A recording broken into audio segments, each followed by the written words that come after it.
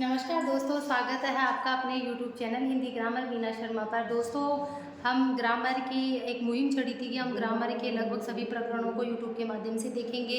हमने बहुत सारे प्रकरण कंप्लीट कर लिए, संज्ञा, सर्वनाम, विशेषण, क्रिया, और उसके बाद में इन प्रकरणों को हमने बहुत ही अच्छे तरीके से, किसी भी प्रतियोगिता में कोई सा भी प्रश्न क्यों ना हो, मैंने जो पढ़ा दिया उनमें से ट्राई करके देख लेना, सारे आंसर तुम्हारे क्लियर हो जाएंगे। उसके बाद में हमने पर्यायवाची शुरू किया था। पर्यायवाची के अंदर भी हमारे बहुत सारे शब्द हमने देख लिए हैं, और हमने देखे नहीं हैं, हमने उनके ऐसे पर्यायवाची देखे हैं कि शब्दों के अर्थ देखे हैं, और हमारे लगभग पता नहीं लगभग 200-300 के लगभग हमारे शब्दकोश यानी शब्दों के अर्थ तैयार हो गए, जो कि हमारे ग्रामर के और किसी प्रकरणों में हमारी सहायता करेंगे।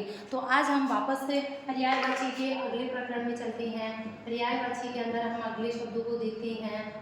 हम पर्यायवाची में आज देखते हैं हमारी पृथ्वी के पर्यायवाची। पृथ्वी के पर्यायवाची को हम देखते हैं। पृथ्वी के पर्यायवाची को अगर हम देखते हैं तो हमें पता ही है कि हम क्या कहते हैं, इनको भूमि कहते हैं, भू कहते हैं। ये वाले जो शब्द हैं ये तो हम बचपन से देखते आ रहे हैं, इनके अंदर कोई दिक्कत नहीं है। जैसे हम मही कहते हैं, जैसे भूमि कह दिया, जैसे हमने धरा कह दिया, ऐसे शब्द हैं, इनको तो हम बचपन से देखते आ रहे हैं और इनको हम पढ़ते भी हैं। इनमें तो धरा से ही हमारा शब्द बन गया, क्या, दरिद्री बन गया। तो ऐसे शब्दों को तो हम लगभग देखते आते हैं और हमें आते भी हैं। इनके अंदर तो कोई शब्द ऐसा है नहीं कि हमें बताना पड़ेगा। दरिद्री हमने कर दिया, भूमि कर दिया, इसी प्रकार से दरिद्री से ही हम धरती कर देते हैं। धरती हमने देखा नहीं, ऊपर पृथ्वी कर दिया, धरती कर दिया। इसके अलावा एक शब्द हमारा चलता है, उसको हम कहते हैं क्या, जगनी। जगनी शब्द है, और जगनी से ही हमारा एक शब्द बनता है जगती। और इसके अलावा एक शब्द चलता है, वो चलता है अवनी। देखो, अवनी शब्द को बहुत अच्छे तरीके से याद रखना। क्यों? क्योंकि जो ये अवनी शब्द है ये पर्यायवाची में तो कम और शब्द शुद्धि में मुख्य रूप से पूछा जाता है। अवनी की मात्रा को हमें देखना है कि नी छोटी आती है। अवनी के अंदर हमारी जो मात्रा आती है वो कैसी आती है, छोटी आती है। अवनी की अगर हम बात करते हैं, इसके अलावा हम बात करते हैं, अवनी हमने देख लिया है, अग्नि के अंदर हमारी बड़ी मात्रा थी। इसके अलावा हम बात करते हैं, जबकि देख लिया है, और क्षिति हम देखते हैं। क्षिति यानी क्षितिज। क्षिति की बात करते हैं तो कि ऐसी जगह जहाँ पर आसमान और पृथ्वी हमें मिलती हुई सी दिखाई दे, जहाँ पर, उसको कहते हैं क्षितिज। कि क्षिति यानी पृथ्वी से जिसका जन्म होता है, तो अगर हम क्षितिज आसमान को भी कहेंगे। और एक शब्द चलता है, वो है हमारा इला।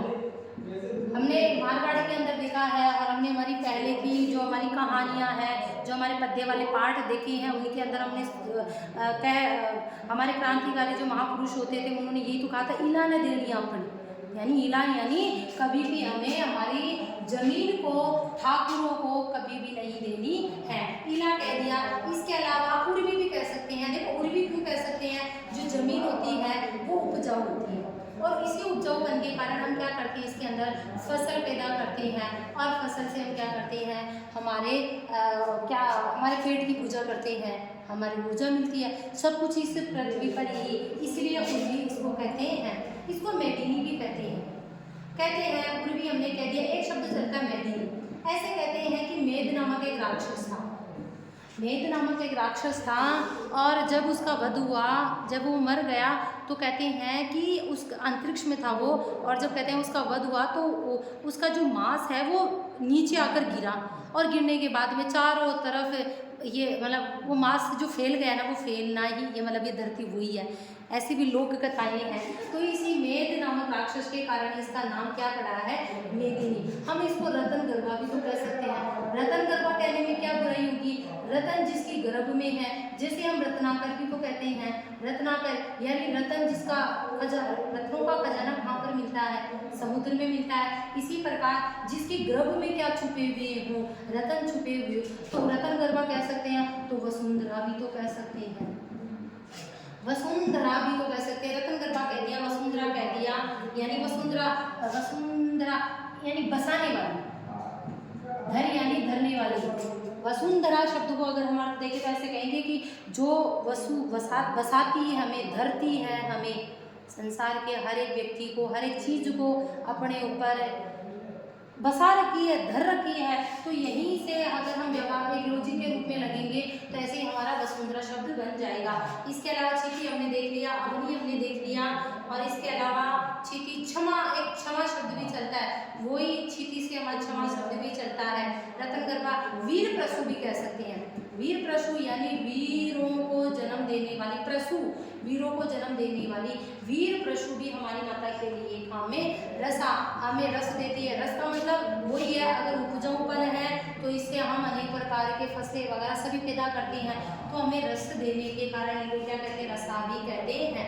और शब्द लगभग अपने सारे एक सागर अंबरा भी देख लो, सागर धन अंबरा, यानी कि ऐसी चीज जो लगता है कि सागर को किससे ढक रखी है, अंबर से ढक रखी है, यानी सागर जिसको अपने चादर से ढक रखा है, तो इसका शब्द एक और बन जाता है, वो बन जाता है क्या, सागर अंबर।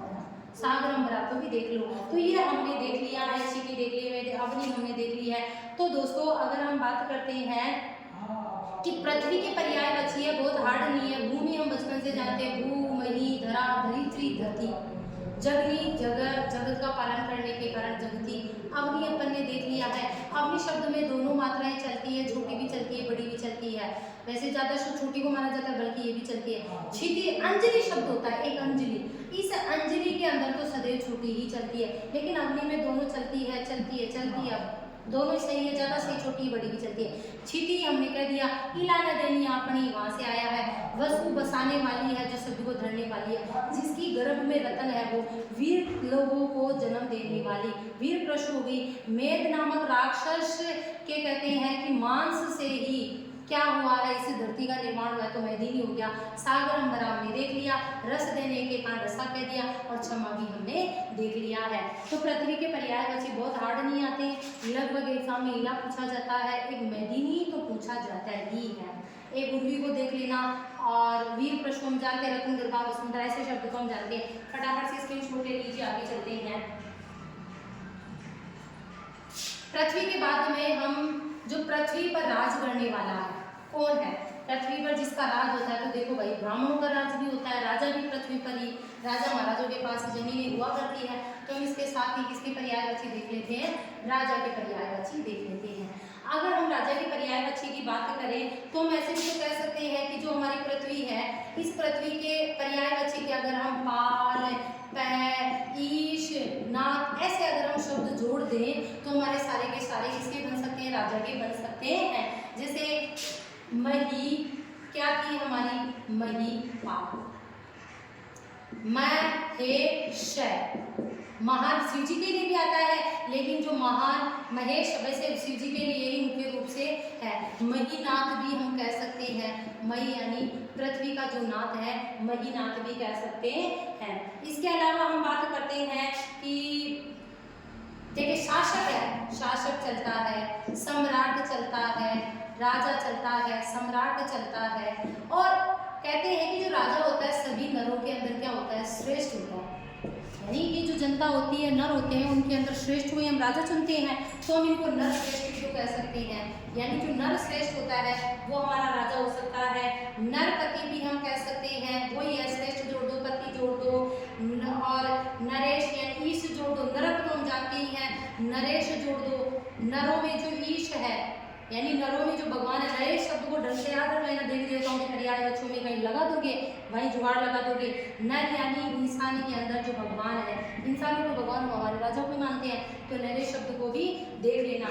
इसके अलावा हम कह सकते हैं भूपति, तो हमने कह दिया भूपति, भूनाथ यानी वही हमारे जमीन के नाथ है, भूपति है, भूनाथ है। महीपाल देख लिया हमने, भूप भी कह सकते हैं, अग्निश भी कह सकते हैं, अग्नि के ईश है जो भगवान है, जो हमारे अग्निश कहला सकते हैं। और एक शब्द चलता है महीप भी देख लो, मही यानी धरती पर, पै यानी जो धरती पर रहकर सबका पालन करता है, राजा मुखिया होता है और वही हमारा क्या करता है, पालन करता है। तो महीप शब्द को ढंग से देख लेना, एक अग्नि शब्द को ढंग से देख लेना, और एक नरेश शब्द को ढंग से देख लेना, क्योंकि नरेश को हम कहाँ चले जाएंगे, कहीं नरों में शिव जी के पास चले जाएंगे, ऐसा नहीं करना। नरेश को ढंग से देख लो, महीप को देख लो, अग्नि यानी धरती के ईश हैं, जो भूपति भूप भूनाथ भी हम कह सकते हैं। और नरश्रेष्ठ हम कह दिया, शासक कह सकते हैं, राव कह सकते हैं, सम्राट कह सकते हैं, राव कह दो, शासक कह दो, सम्राट कह दो। तो ये सारे के सारे हमारे किसके हो गए, राजा के पर्यायवाची। बहुत ज़्यादा नहीं बढ़ते, इतना पता है कि पृथ्वी के पर्यायवाची से हम राजा के पर्यायवाची बना सकते हैं। नर के अंदर हम श्रेष्ठ, नाथ, पति, स्वामी लगाकर भी हम राजा के पर्यायवाची बना सकते हैं। तो फटाफट से इसका स्क्रीनशॉट ले लीजिए, हम आगे बढ़ते हैं।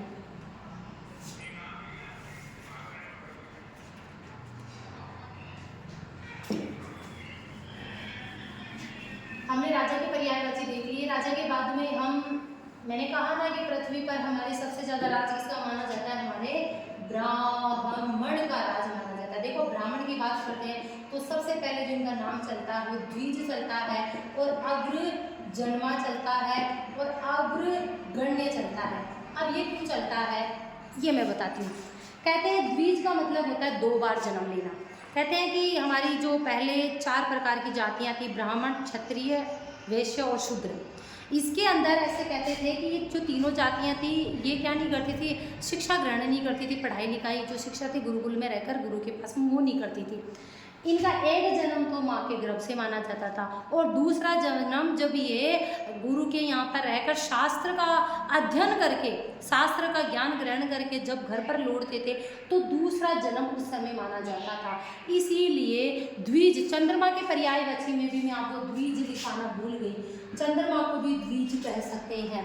क्यों कह सकते हैं, क्योंकि द्विज के अंदर चंद्रमा को भी द्विज का मतलब है कि चंद्रमा को किसका, ब्राह्मणों का राजा माना जाता है।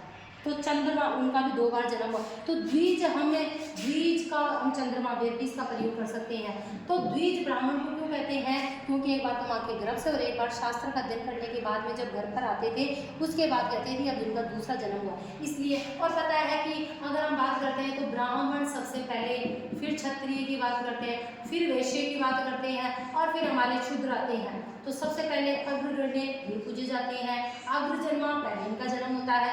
तो हम ब्राह्मण के पर्यायवाची में अग्रजन्मा, अग्रगण्य, और हम कह सकते हैं कि भूमि के देव है, यानी भूमि के पर्यायवाची जो भूमि है, भूमि के अगर हम देवता देव लगा दें भूमि के पर्यायवाची महीदेव,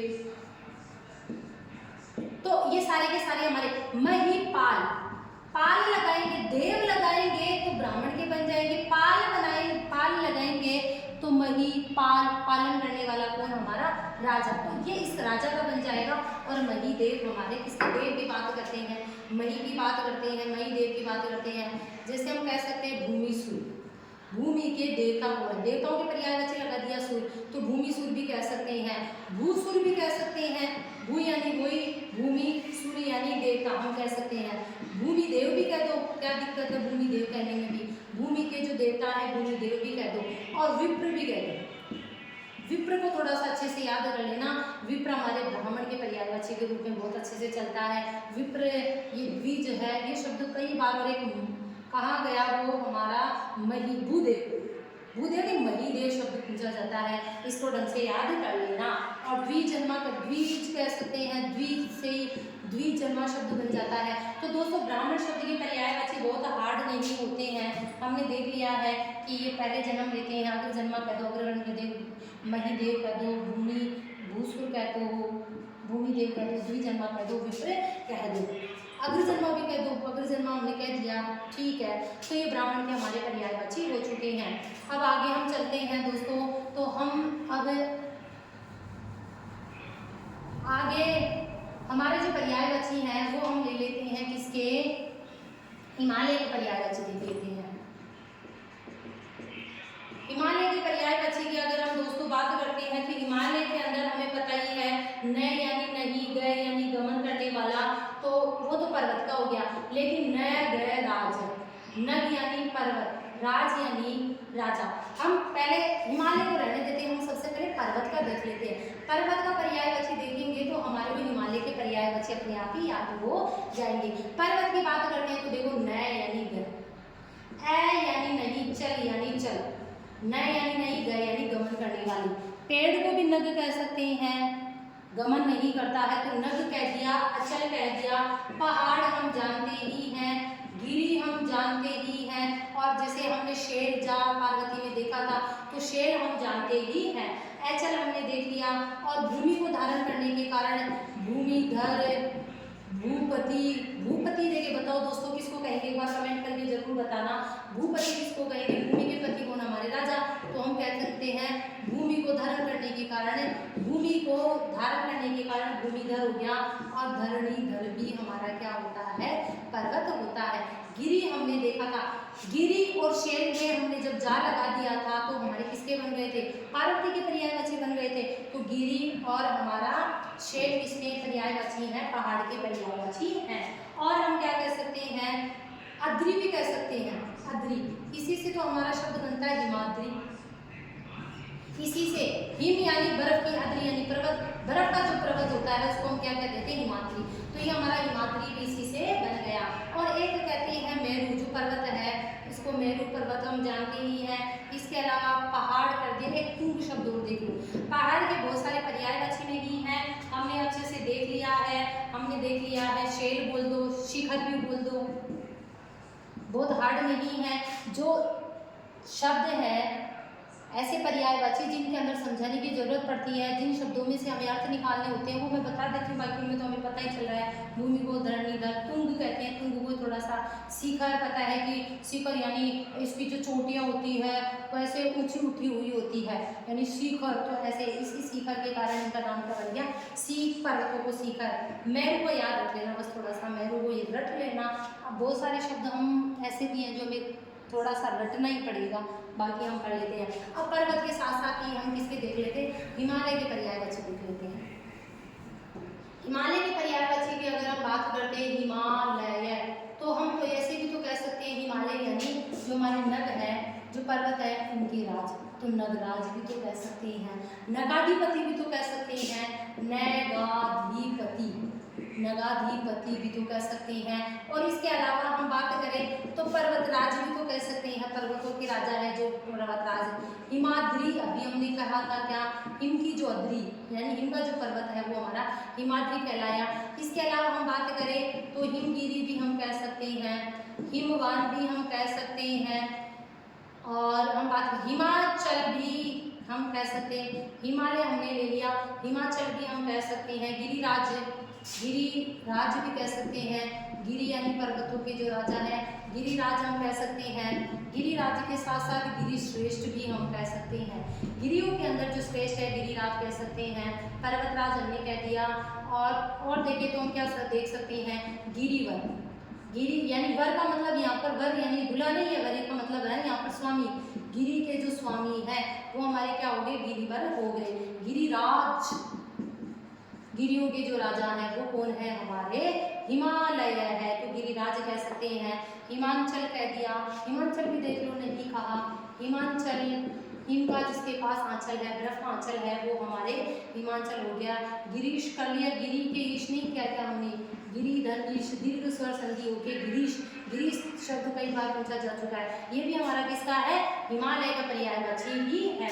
तो नगपति भी कह लो, नगपति, ऐसे पति लगा दो, राज लगा दो, स्वामी लगा दो, नगराज, नग स्वामी। तो ये सारे के सारे कहने का मतलब है कि अगर हम पर्वत के पर्यायवाची के आगे स्वामी, राज, ईश लगा देंगे तो ये सारे के सारे हमारे किसके हो जाएंगे, हिमाचल, हिमालय, हिमाचल के पर्यायवाची हो जाएंगे। तो दोस्तों जो ये अपने पर्यायवाची की जो ये श्रृंखला चल रही है इसके अंदर मैंने बहुत सारे शब्दों की पर्यायवाची करवा दिए हैं।